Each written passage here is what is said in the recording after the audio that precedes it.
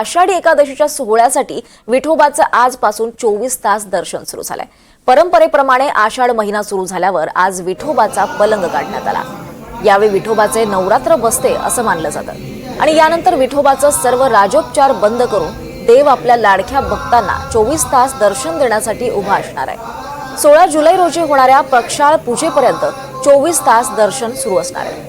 याच विठोबाच्या 24 तास दर्शनाविषयी अधिक माहिती देत आहेत आमचे प्रतिनिधी संकेत कुलकर्णी।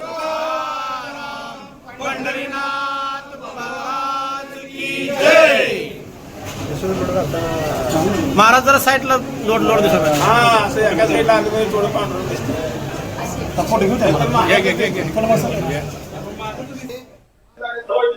भेटी लागे जीवा लागलीची असं पाहे रात्रंदिवस वाट तुझी रात्रंदिवस आजपासून विठ्ठलाचं 24 तास दर्शन मिळावं यासाठी हे दर्शन सुरू करण्यात आलेले आहे।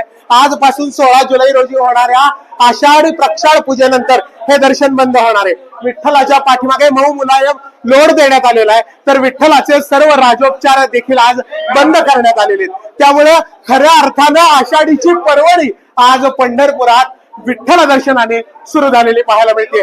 व्हिडिओ जर्नलिस्ट राजू मिसाळसह संकेत कुलकर्णी, एनडीटीव्ही मराठी, पंढरपूर।